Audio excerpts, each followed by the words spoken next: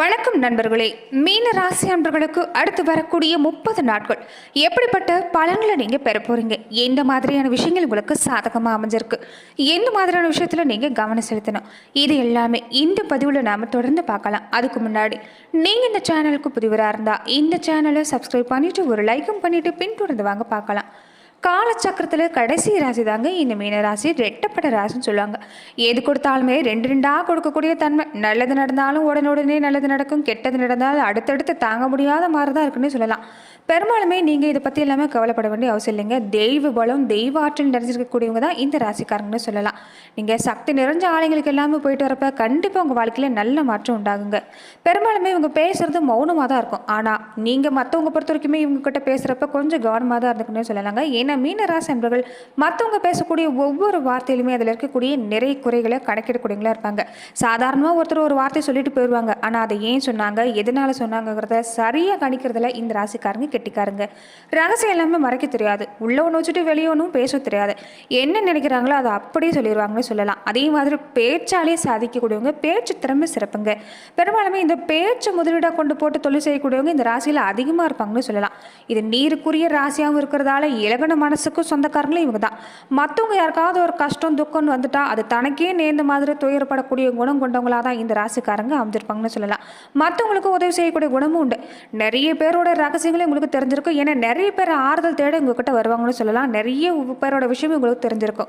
ரகசியத்தை கசி விட மாட்டாங்க. இதனாலேயே நிறைய பேர் இவங்ககிட்ட பல ஆலோசனைகள் பெறக்கூடியவங்களும் இருப்பாங்க. அதுதான் உங்கள் வாழ்க்கையில் வம்பாவே முடிஞ்சிருன்னு சொல்லலாம். இது எல்லாமே கொஞ்சம் கவனம் எடுத்துக்க பாருங்க.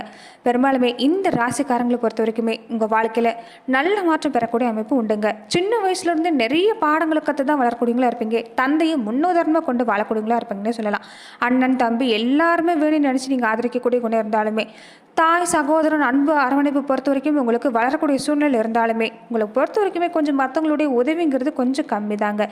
சொந்த உழைப்பால் முன்னுக்கு வரக்கூடியவங்களா இந்த ராசிக்காரங்க அமைஞ்சிருப்பாங்க. கண்டிப்பாக ஒரு மத்தியம வயசுக்கு மேலே உங்கள் வாழ்க்கையில் நல்ல மாற்றம் ஏற்படக்கூடிய வாய்ப்புண்டு.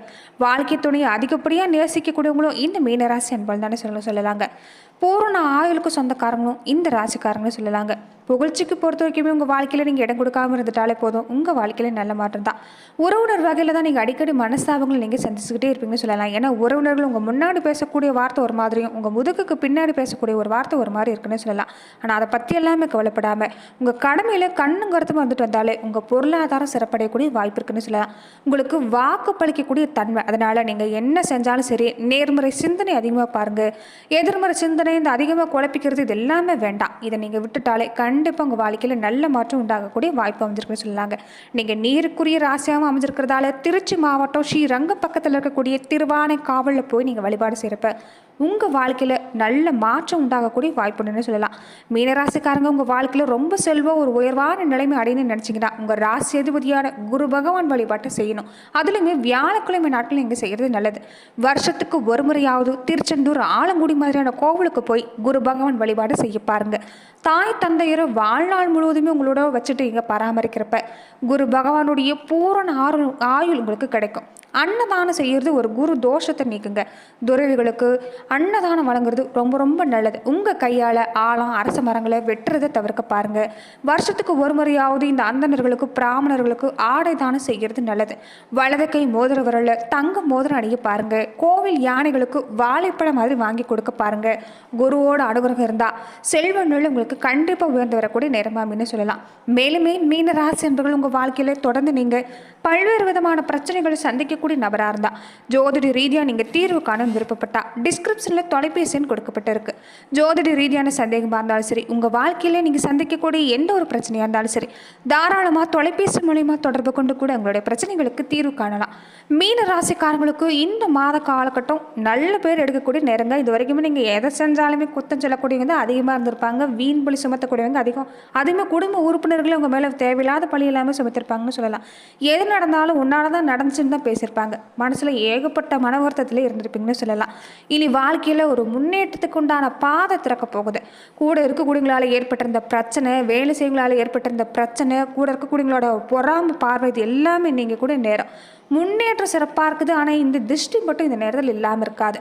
தொடர்ந்து இந்த நேரத்தில் பொறுத்த வரைக்குமே குலதெய்வ கோவிலுக்கு அடிக்கடி வழிபாடு செய்ய பாருங்கள். திருஷ்டி பரிகாரங்களை செஞ்சுட்டு வர பாருங்கள். பல பிரச்சனைகள் சிரமங்களை எதிர்கொண்டவங்களுக்கு இனி நல்ல வாய்ப்பு காத்திருக்குன்னு சொல்லலாம். ஆனால் நீங்கள் உண்டு உங்கள் வேலை உண்டுன்னு இருக்கணும்.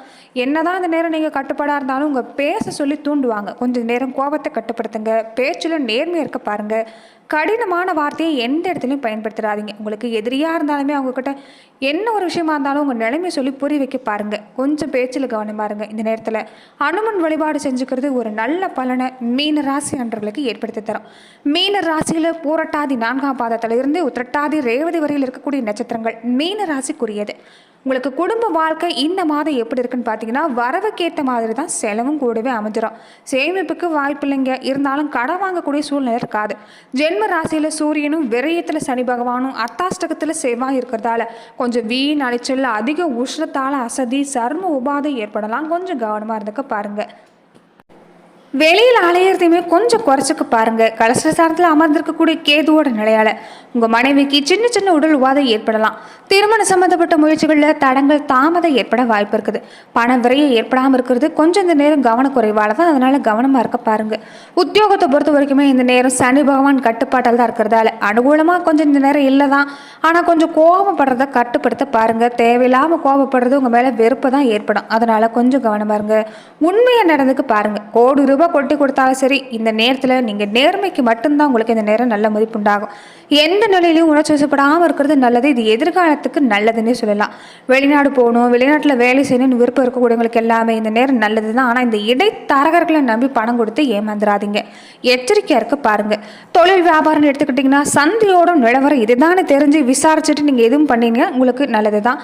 உற்பத்தியோட அளவாக வச்சுக்க பாருங்கள். நஷ்டம் ஏற்படுறதை தவிர்க்கிறது நல்லது.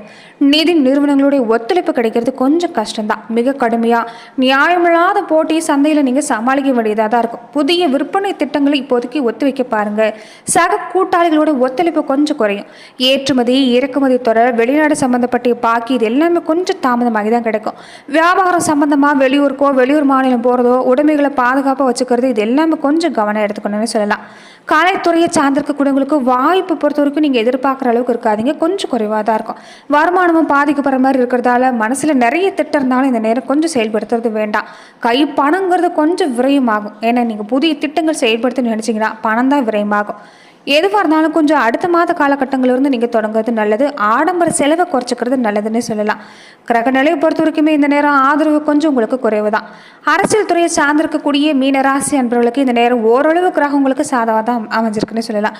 தேவையில்லாத பிரச்சனையில் சிக்கிக்கிறதுக்கும் வாய்ப்பு இருக்கிறதால கொஞ்சம் முடிஞ்ச வரைக்குமே மற்றவங்க பிரச்சனையில் நீங்கள் தலையிறது வேண்டாம். உங்கள் கருத்துக்களை வெளியிடாமல் இருக்கிறது நல்லது. மாணவர்களுக்கு எடுத்துக்கிட்டிங்கன்னா கல்விக்கு அதிபதியான புதன் மட்டுமில்லை மற்ற முக்கிய கிரகம் கூட உங்களுக்கு சாதகமாக இந்த நேரம் இல்லைங்க. இந்த நேரம் படித்தது எல்லாமே மறக்கிற மாதிரி தான் இருக்கும். உடலில் வேறு ஒரு பக்கம் சோர்வு அசதி இருக்கிறதால கொஞ்சம் இந்த நேரத்தில் கல்வியில் கொஞ்சம் முன்னேற்றம்னா கொஞ்சம் வெகுவாக பாதிக்கிற மாதிரி தான் இருக்குது. ஏன்னா ஏழரிச்சனியோட தாக்கம் இந்த நேரத்தில் நீங்கள் ஏழை மாணவர்களுக்கு நோட்டு புத்தகம் மாதிரியான விஷயங்களை தொடர்ந்து நீங்கள் வாங்கி கொடுக்கறது மூலமாக நல்ல பலன் கிடைக்கக்கூடிய வாய்ப்புண்டு. விவசாயத்துறையை சார்ந்திருக்கக்கூடிய மீனராசி அன்றவர்களுக்கு பூமிக்காரனான செவ்வாய் அத்தாஷ்டக நிலையில் இருக்கிறதால நன்மை கொஞ்சம் குறைவு தான். 10 முக்கியமான கிரகமும் ஆதரவாக இல்லை. வயலில் கொஞ்சம் வேலை கஷ்டமாக தான் இருக்கும். கால்நடை பராமரிப்பில் பணம் வேற விரைமாக வாய்ப்பு இருக்குது. மாத கடைசி வாரத்தில் தான் பண பற்றாக்குறை உங்களுக்கு அதிகமாக இருக்கும். அதனால கொஞ்சம் இந்த காலத்திலிருந்தே திட்டமிட்டுக்கிறது நல்லது.